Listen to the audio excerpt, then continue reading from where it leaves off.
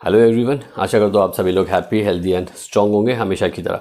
जैसे कि हमने लास्ट वीडियो में बोला था कि ज़ीरो स्पर्म काउंट का इलाज दवाओं से संभव है, प्रेगनेंसी दवाओं से संभव है। हम लोग इसको एक्सप्लेन करेंगे और साथ में ट्रीटमेंट भी बताएंगे, जिससे कि आपको कहीं भटकना ना पड़े और आपको किसी जुगाड़ या फिर IVF जैसा जुगाड़ करने की ज़रूरत ना पड़े। जब आपकी शादी हो जाती है, आप कंसीव करने के लिए कोशिशें करना शुरू करते हैं। पहला महीना जाता है, दूसरा महीना जाता है, तीसरा महीना जाता है, 6 महीने, 7 महीने, साल भर, 1.5 साल, 2 साल, ऐसा जब टाइम जाता है तो ऑब्वियसली आप तब घबरा जाते हैं। ये प्रॉब्लम आप हस्बैंड एंड वाइफ की नहीं होती, ये ज़्यादातर रिश्तेदारों की प्रॉब्लम होती है, क्योंकि वही आपको पोक करते हैं बार बार। तो फिर आप प्रेशर में रहते हैं और कोशिश करते रहते हैं। प्रेशर में रहने के बाद ऑब्वियसली देखिए, फर्स्ट टाइम में नहीं हुआ तो आपको माइंड तभी पकड़ लेता है, क्योंकि आपने टीवी पे सुना रहता है, फिल्मों में देखा रहता है कि अरे बाप नहीं बना, बाप नहीं बना, बाप नहीं बना। इसी तरह से फिर रिश्तेदार भी, है ना, एक एक नज़र से देखना शुरू करते हैं। उसकी वजह से आप धीरे धीरे प्रेशर में आते हो। ठीक है, प्रेशर में आते हो। प्रेशर में आने के बाद क्या होता है, आपका माइंड और आप पे प्रेशर डालता है कि अरे हुआ नहीं है। वो जो थिंकिंग आपके दिमाग में रहेगी, होगा या नहीं होगा, तो वो नहीं होगा। ठीक है, क्योंकि अगर माइंड में खेल चल रहा है होगा या नहीं होगा के बीच का, तो वो नहीं की तरफ ज़्यादा है, क्योंकि आपका पूरा का पूरा फोकस नहीं होगा की तरफ ही लगता है। क्यों आपको लगता है, आपके ब्रेन को लगता है कि शायद नहीं होगा, तो वो वैसा ही होता है। जैसे कि मैं हमेशा कहता हूँ कि ज़्यादातर केसेस में, वो बीमारी कोई भी हो, ज़्यादातर केसेस में प्रॉब्लम माइंड में होती है। 90% आपका दिमाग ही खेलता है। ये जो हमारा ब्रेन है ना, ये बहुत ही ज़्यादा स्मार्ट खेलता है। जिस पे आप ज़्यादा फोकस करते हैं वही आपको देता है। तो आपका फोकस क्या होता है, नहीं होगा, शायद वायद नहीं मानता, नहीं होगा, ठीक है, जैसी आपकी इच्छा। फिर वो आपके बॉडी में कुछ ऐसे चेंजेस करता है, तो उसे आपका बॉडी वो सेम रिजल्ट देता है जैसा कि आपने डिज़ायर किया हुआ है। आपने माइंड में माना है नहीं होगा, नहीं होगा। फिर ऐसे टाइम में आप क्या करते हो, आप अपने डॉक्टर के पास जाते हो। डॉक्टर्स भी आपको टेस्ट कराने के बाद आपको सीधा IVF का रिकमेंडेशन देते हैं। IVF क्यों, वो शॉर्टकट है ऐसा उनको लगता है, वो आपको बताते हैं, इससे हो जाएगा। लेकिन देखिए, आपके स्पर्म काउंट 0 हो गए तो स्पर्म कहाँ से लेंगे, डोनर से लेंगे। यानी डोनर यानी कोई बाहर का व्यक्ति होगा, उसका स्पर्म लेंगे और उसका फ्यूजन करा के जो बेबी होगा वो फ्यूजन क्या होगा, वो आपका नहीं होगा। तो ऐसे में जो सही में एक प्रैक्टिकल बात करते हैं, ठीक है, वो ह्यूमैनिटी वगैरह साइड कर दीजिए, एक प्रैक्टिकल बात करते हैं। क्या सही में आप होल लाइफ दिल से मान पाएंगे आप पेरेंट बने हो? नहीं, वो टूटते जाएंगे आप धीरे धीरे फिनिश। तो इसके लिए एक ही चीज़ है, इलाज, और इलाज संभव है। देखिए, कोई बड़ी बात नहीं है ये IVF वगैरह, ये कुछ साल हो गए तभी आया है। इसके पहले इलाज होते थे, करने वाले करते थे, क्योंकि उनको करना होता था, क्योंकि ऑप्शन ही नहीं था। अभी कैसा है कि IVF में बहुत ज़्यादा पैसा मिलता है, इसकी वजह से आए गए को वही बताते हैं। जैसे कि एंजियोग्राफी, एंजियोप्लास्टी, हर आया गया पेशेंट, अगर जो डॉक्टर मुझे थकावट आती है, मुझे पसीना बहुत आता है, तो आपको सीधा एंजियोग्राफी सजेस्ट कर दिया जाता है, ना कि इलाज किया जाता है। एंजियोग्राफी करो, फिर उसके बाद में एक आध दो जो ब्लॉकेज दिखेंगे तो आपको सीधा बोल दिया जाएगा कि एंजियोप्लास्टी कर लो और निकाल दो। ये जो टेक्नोलॉजी पहले नहीं थी, तब क्या करते थे, दवाओं से ब्लॉकेजेस हटाए जाते थे, हटते थे, अभी भी हटते हैं दवाओं से। जिस तरह से हार्ट के ब्लॉकेजेस दवाओं से हटाए जा सकते हैं, इलाज हो सकता है, तो उसी तरह से ये जो शुक्राणु नहीं बन रहे हैं या फिर उसमें कम बन रहे हैं, उसमें जो हर्डल आ रहे हैं, वो सारे हर्डल को हटाने के लिए दवाएं हैं, मौजूद हैं।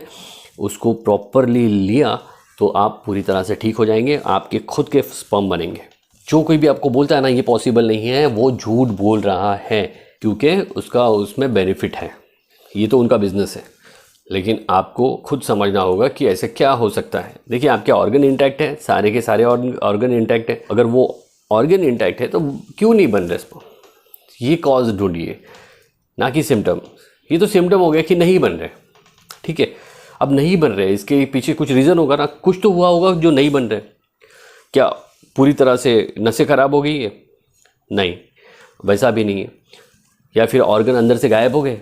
ऐसे भी नहीं है, वो भी अंदर ही है, नसें भी अंदर ही है, बस वो बन नहीं रहा तो कुछ तो उसमें प्रॉब्लम आया होगा। अगर वो प्रॉब्लम आया है तो सॉल्व करेंगे ना, उसे होती है सॉल्व, कोई चीरफाड़ करने की ज़रूरत नहीं है, ऐसे भी सॉल्व हो जाती है। दवाएं खाइए प्रॉपरली और लाइफस्टाइल को सुधार कीजिए, और साथ में परहेज जो आता है वो कीजिए, ठीक हो जाता है, यूज़ ठीक हो जाता है, कोई बड़ी बात नहीं है।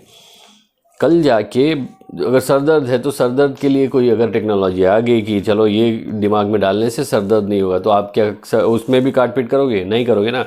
इसी तरह से ये जो चल रहा है ये बहुत गलत है। जो हो सकता है दवाओं से, उसे दवाओं से ठीक करना चाहिए। तो कुछ दवाएं हैं, मैं उनके नाम आपको बता दूँ। जैसे कि आयुर्वेदा में इसका सोल्यूशन है, एलोपैथी में सिर्फ एंटीऑक्सीडेंट्स दिए जाते हैं मोस्टली, लेकिन आयुर्वेदा में है, यूनानी में है, होम्योपैथी में। मैं आज आयुर्वेदा की बात करूँगा। होम्योपैथी और यूनानी के भी है, तो आयुर्वेदा की बात करते हैं। आयुर्वेदा में इसके लिए है और वो काफ़ी कारगर है। वो दवाएं हैं, कंपोजिशन है बहुत से हर्ब्स का, और जो आयुर्वेदिक मेडिसिन है उनका एक्सट्रैक्ट है उससे वो बनाया जाता है। इसके वजह से वो काफ़ी इफ़ेक्टिव होता है, और वो भी विदाउट साइड इफ़ेक्ट। ठीक है, जो भी आपकी समस्या है उसका जड़ से इलाज करेगा वो। लेकिन उसका कैसा होता है ना, आपको 6 महीना कम से कम उसको आपको कंटिन्यू करना पड़ता है, नॉन स्टॉप।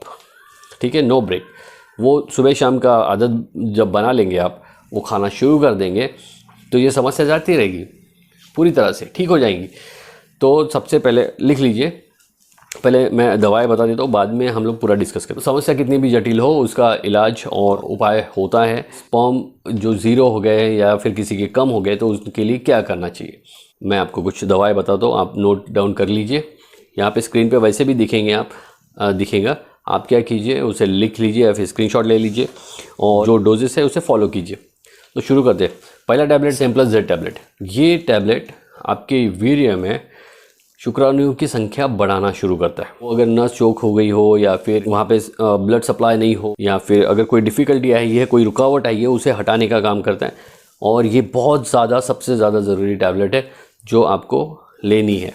और इसे लेने का तरीका एक है, ये आपको रात को खाने के बाद सोने से पहले नॉर्मल पानी के साथ, मटके का पानी उसके साथ में लेना है। इसके साथ में परहेज़ क्या है ये लास्ट में बताऊंगा। तो सेकंड टैबलेट है स्पर्मोलाइन टैबलेट। स्पर्मोलाइन टैबलेट क्या करती है, जो वीर्य है उसे बल देती है, शुक्राणुओं को बल देती है, पोषण देती है, वीर्य को गाढ़ा करती है, वीर्य को सफ़ेद करती है, सफ़ेद और गाढ़ा वीर्य हो जाता है। तो ये टैबलेट भी बहुत ज़रूरी है। इसे कैसे लेंगे आप, इसे लेने का तरीका ऐसा है कि आप सुबह नाश्ते के बाद एक, और रात को डिनर के बाद एक टैबलेट। खाने का और टैबलेट लेने के समय में 10 मिनट का गैप होना चाहिए। जैसे कि समझिए आपने अभी नाश्ता किया है, तो नाश्ता अभी करने के बाद 10 मिनट के बाद आप गोली खाएंगे। उसी तरह से डिनर के बाद भी। और थर्ड है मेक लव ग्रैन्यूल्स। ये ग्रैन्यूल्स क्या करते हैं कि आपकी जो वीर्य होता है, जो हमारा वीर्य होता है, उसे पोषण तो देता ही है, साथ में इनमें जो हलचल होती है, जो मोबिलिटी रहती है, उसको बढ़ाता है। जो सुस्त पड़े हुए शुक्राणु होते हैं उन्हें भी वो फास्ट कराता है। अगर किसी के स्पर्म काउंट है और लेकिन कम है, और वो मोबिलिटी कम है उनमें, तो उनकी मोबिलिटी वो बढ़ाता है। साथ साथ में ये बढ़ाने के साथ में उनका मोर्टेलिटी रेट भी बढ़ता है, वो मरते कम है। तो ये जो 3 जो मेडिसिन्स हैं, ये तीनों मेडिसिन्स वीर्य को पूरी तरह से स्वस्थ करने के काम आती है, और वीर्य में शुक्राणु भी बढ़ते हैं, साथ साथ में वीर्य का भी क्वांटिटी बढ़ता है। अगर किसी का वीर्य बिल्कुल थोड़ा थोड़ा वीर्य आता है, उनका भी इजाफा कर देता है, वो बढ़ा देता है। वो आपको यहाँ तक तो समझ में आया होगा। अब बात करते हैं परहेज़। देखिए, ये जो परहेज़ है ये बहुत ज़्यादा ज़रूरी है। क्यों ज़रूरी है? क्योंकि ऑब्वियसली जब आपने सुना होगा आयुर्वेदा में आप कोई ट्रीटमेंट करते तो वहाँ पे परहेज़ तो करना ही पड़ता है। क्यों करना पड़ता है? क्योंकि ऑब्वियसली वो भले ही आयुर्वेदा है, लेकिन जो अर्क निकलते हैं वो उनका भी एक केमिकल कंपाउंड होता है, वो भी उसी तरह से काम करता है। वो फैक्ट्री में नहीं बनता, वो नेचुरली बनता है, बस इतना ही फ़र्क होता है। केमिकल्स तो हर जगह पे हैं। ठीक है, तो ये दवाएं हैं, दवाओं को दवाओं की तरह ही ली जाती है, साथ में परहेज़ तो करना ही पड़ता है। क्योंकि देखिए इसमें परहेज़ क्या है, आपको खट्टा नहीं खाना है। खट्टा खाने से क्या होता है, खट्टा खाने से जो भी आपका जो मेडिसिन है वो पूरा न्यूट्रल हो जाएगा, उसका काम करना बंद कर देगा। खट्टा खाना बिल्कुल ही मना है इसमें, खट्टा बिल्कुल नहीं खाना है। किसी भी तरह का खट्टा, वो इमली का खट्टा हो, वो आम का खट्टा हो, वो नींबू का खट्टा हो, किसी भी तरह का खट्टा कुछ भी नहीं खाना है, नंबर 1। नंबर 2, सोयाबीन का सेवन पूरी तरह से बंद करना है आपको, बिल्कुल बंद। क्योंकि इससे एस्ट्रोजन लेवल बढ़ता है, और ये सोयाबीन हमारे जो ये ट्रीटमेंट है इसमें बाधा ही डालेगा, तो बिल्कुल सोयाबीन नहीं खाना है। और थर्ड है, आपको बाहर का डीप फ्राइड फूड बिल्कुल भी नहीं खाना है, बिल्कुल भी नहीं। बाहर का क्यों बोल रहा हूँ मैं, क्योंकि बाहर का जो एटमॉस्फेयर होता है, साथ में जो ऑयल होता है वो सही नहीं होता, और ट्रीटमेंट में मैं नहीं चाहता कि किसी भी तरह का कोई भी गड़बड़ी हो। इसकी वजह से जो हाई फैटी मील जो है वो आपको नहीं लेना है, घर में भी नहीं लेना है वैसे, लेकिन घर में कभी कभार तली हुई चीज़ चल जाएगी, क्योंकि घर में हम लोग उतना रिपीटेडली उसे तलते नहीं है वो सेम ऑयल में। ये तो कमर्शियल वे में उनको करना है, वो तो ऑब्वियसली उनका धंधा है, तो वो क्या करेंगे, एक ही तेल में कितनी बार वो तलते हैं उनको पता होगा। लेकिन जिस तरह का जो तासीर दिखती है, जिस तरह का कलर दिखता है, तो समझ में आता है कि इसमें कम से कम 10-12 बार तो उसने तला ही है। और वो कभी भी ऑयल को फेंकते नहीं, उसमें नया ऑयल डालते जाते हैं, उसका फिर से उसको रीयूज़ करते जाते हैं। ठीक है, तो ये बिल्कुल भी तला हुआ नहीं लेना है आपको। और साथ में ज़्यादा मसाले खाना नहीं है। मसाले का मतलब बोलने से मतलब मेरा ये है कि हीटेड चीज़ नहीं लेना है। अगर आप ज़्यादा हीटेड चीज़ लेते हैं, आई बात समझ में, हीटेड का मतलब होता है जो जिसकी तासीर गर्म हो।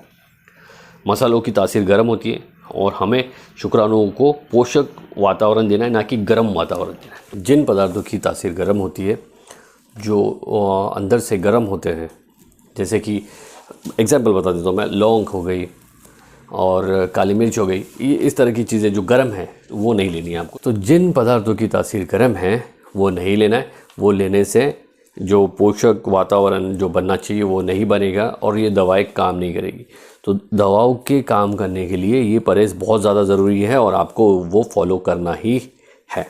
आपको थोड़ा मीठा कम करना पड़ेगा, शुगर एक्सेस नहीं करना है। शुगर खाना है, मीठा खाना भी ज़रूरी है, लेकिन उसे प्रमाण में होना चाहिए। ये नहीं है कि आप सुबह से शाम तक बस वही।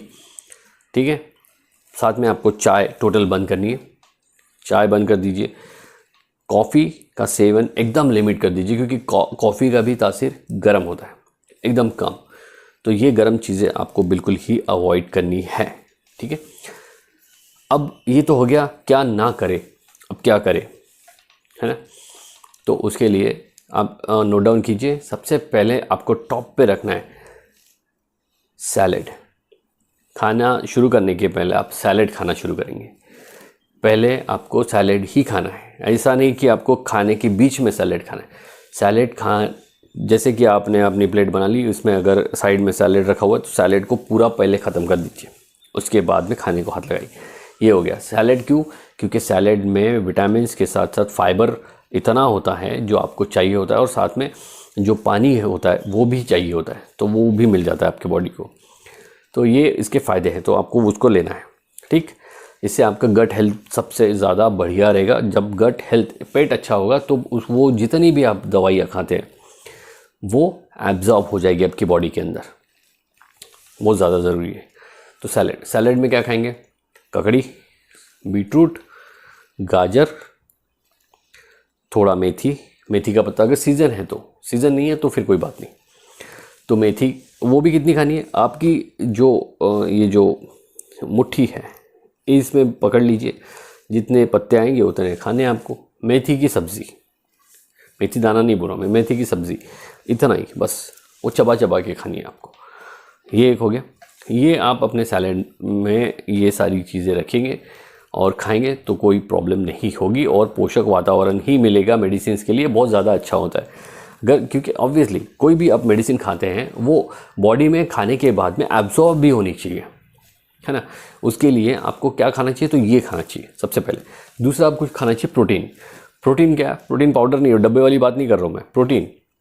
प्रोटीन वो प्रोटीन जो आपको खाने से मिले, जैसे कि अंडा हो गया, फिश हो गया, चिकन हो गया।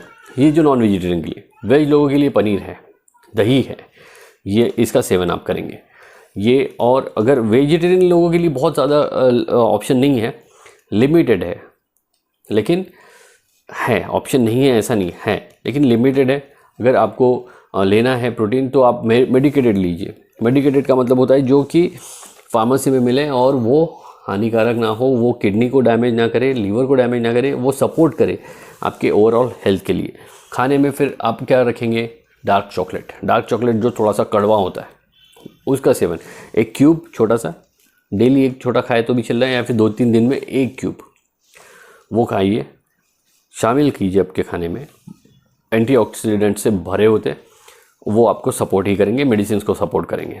ठीक है, साथ में खाना है आपको खजूर, साथ में का मतलब ये दिन भर का बता रहा हूँ मैं, पूरा का पूरा डाइट मैं आपको, आप मुझे मेल कर सकते हैं, मैं मेल में आपको पूरा भेज दूंगा, कोई चार्जेस नहीं रहेंगे। आप सिर्फ मुझे बोलिए कि हमें कब कब क्या क्या खाना है, तो मैं डाइट प्लान के हिसाब से आपको भेज दूंगा, वो आप उस तरह से खाते रहिएगा। ठीक है, तो खजूर खाने हैं आपको, खजूर बहुत अच्छे होते हैं। खजूर इकोनॉमिकल भी है, हर कोई अफोर्ड कर सकता है, खा सकते हैं खजूर। कितने खाने? 5 खजूर, ज़्यादा से ज़्यादा 2 से 5। ठीक है, कम से कम 2, ज़्यादा से ज़्यादा 5। ये खजूर दिन में, पूरे दिन में इतना ही खाना है। वो एक साथ खाइए या फिर हर मील में एक एक दो दो ऐसे खा सकते हैं, बस यही करना है आपको।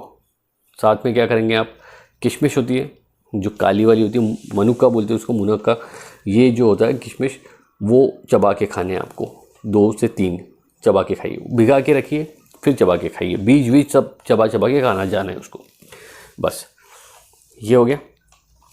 अब इसके साथ में और क्या सेवन करें? इसके साथ में सेवन करने के लिए बहुत सी चीज़ें हैं, लेकिन मैं लिमिट में यहाँ बता रहा हूँ क्योंकि वीडियो वैसे भी बहुत लंबा होने वाला है, तो ये शॉर्ट में बता दिया। पूरा डिटेल में जानना है तो आप मुझे मेल कर दीजिए, मैं आपको पूरा जो लिस्ट है पूरी की पूरी आपको दे दूँगा। ओके, तो आगे बढ़ते हैं। अब इसमें फ़िज़िकल एक्टिविटी, देखिए फ़िज़िकल एक्टिविटी बहुत ज़्यादा ज़रूरी है। एक्टिविटी के लिए आपको 40 मिनट्स 40 मिनट देने हैं। अगर 40 मिनट, ज़्यादा से ज़्यादा बोल रहा हूँ मैं, ज़्यादा से ज़्यादा, कम से कम 10 मिनट, ज़्यादा से ज़्यादा 40 मिनट। तो ये जो टाइम है, ये जो 40 मिनट तक का टाइम है ज़्यादा से ज़्यादा, तो आपको क्या वर्कआउट करने हैं? देखिए, आपको वर्कआउट ये करने हैं जैसे कि, तो वर्कआउट फिज़िकल एक्टिविटी, बहुत लोग जिम जा नहीं पाते तो घर में भी कर सकते हैं। 10 मिनट से लेके 40 मिनट तक ज़्यादा से ज़्यादा करना है। क्या करेंगे आप? सीटअप लगाएंगे, है ना। सीटअप का मतलब स्क्वाट्स लगाइए, सीटअप लगाइए, उठक बैठक कीजिए। ये करने से आपका जो हमारा जो पेल्विक फ्लोर मसल होता है वो टाइट हो जाते हैं, स्ट्रेंथ आ जाती है उसमें, और इससे टेस्टोस्टेरोन लेवल भी बढ़ता है, जो कि पुरुष हार्मोन है, वो बहुत ज़रूरी है हम लोगों के लिए नेचुरली बढ़ना। ठीक है, इसके सप्लीमेंट्स, इसके इंजेक्शंस, इसके टैबलेट्स भी आते हैं, लेकिन उसके चक्करों में मत पड़िए। मैं अभी बता दे रहा हूँ क्योंकि आप जैसे वो लगा लेंगे इंजेक्शन या फिर आप वो टैबलेट हो जो भी है वो लेंगे, उससे आपका नेचुरली बनना बंद हो जाएगा टेस्टोस्टेरोन आपके बॉडी के अंदर। फिर आगे प्रॉब्लम, फिर आप उस पर रिलाय हो जाएंगे। उसके बाद वो कुछ दिनों तक ही है, वो सिंथेटिक है, कुछ दिनों में साइड इफ़ेक्ट देगा, बाल जाएंगे, एक्ने की प्रॉब्लम होगी, और साथ साथ में आपको बहुत से इश्यूज़ आएंगे जैसे कि इरेक्टाइल डिसफंक्शन, और बहुत ज़्यादा इश्यूज़ हैं इसमें। तो जितना बताया उतना कीजिए। नेचुरली टेस्टोस्टेरोन को बढ़ाना है तो सिटअप लगाइए, बहुत ज़रूरी है, लगाना ही है, ये ट्रीटमेंट का पार्ट है, ये आपको करना है। सिटअप यानी उठक बैठक करना है। सबसे ज़्यादा ज़रूरी चीज़ जो मैं परहेज़ में आती है, मैं लास्ट में बता रहा हूँ इसलिए क्योंकि वो आपको ध्यान में रहे।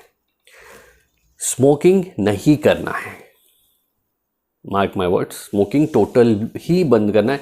एक कश भी नहीं लेना है उसकी, पूरी सिगरेट तो बहुत दूर की बात है, एक कश भी नहीं लेना है। जैसे आप लेते हैं आपका स्पर्म काउंट कम होना शुरू हो जाता है उसी दिन से, उसी एक कश से। तो अगर आप चाहते हैं कि पूरी तरह से ठीक हो जाए और आपको आपके स्पर्म से बच्चा हो और आपके स्पर्म से कंसीव हो बेबी, तो आप तुरंत ही ये अगर करते हैं तो बंद कर दीजिए, और अगर करने का सोच रहे तो वो सोच को पूरी तरह से ख़त्म कर दीजिए। No smoking please. ओके, ये लास्ट में इसलिए बताया मैंने क्योंकि ये ध्यान में रहेगा आपके। वैसे ध्यान में जो भी नहीं रहे, कुछ भी भूल जाए, तो ये वीडियो को फिर से पीछे जाके देखिए। ठीक है, अगर आप यहाँ तक आ चुके हैं तो आप कामयाब हो गए हैं ट्रीटमेंट में। ओके, तो अगली बात, लाइफस्टाइल में चेंजेस। लाइफस्टाइल में चेंजेस क्या है? आपको जल्दी सोना है, जल्दी उठना है, एक्सरसाइज करनी है, जो कि मैंने बताया क्या एक्सरसाइज करनी है। खाने में क्या खाना है वो भी बता दिया है आपको, क्या नहीं खाना है वो भी बता दिया है आपको, मेडिसिन क्या लेना है वो भी बता दिया है। होम्योपैथिक मेडिसिन, यूनानी मेडिसिन है, उसका भी मैं लिस्ट आपको दे दूंगा, आप मेल कर दीजिए। लेकिन किसी एक चीज़ को चुनिए ताकि सही जाए, ना कि ये और वो खिचड़ी।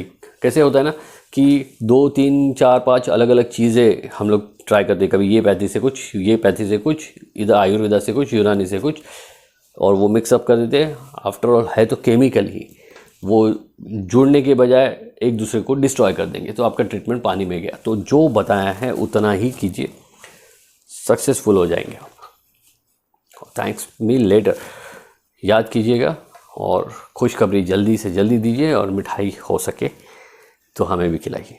लेकिन ये खुशी आपके लिए बड़ी होगी कि आपके स्पर्म से आपका बेबी आया है। तो आशा करता हूँ आपको सारी जानकारी समझ में आई होगी। अगर कुछ भी समझ में नहीं आता है तो आप मुझे ईमेल या कमेंट कर सकते हैं, मैं आंसर देने की पूरी कोशिश करूँगा। अक्सर पेशेंट्स को देता हूँ मैं आंसर्स, लेकिन कोशिश करूँगा समय जिस तरह से मिलता है मुझे, उस हिसाब से हम लोग बात करेंगे। तो आशा करता हूँ आपको आज का विषय पूरी तरह से सही तरह से समझ में आया होगा, और इससे आपको फ़ायदा होगा। अपनी फैमिली का, आपका, अपना खुद का ख्याल रखिए। फिर मिलते हैं। Thank you so much.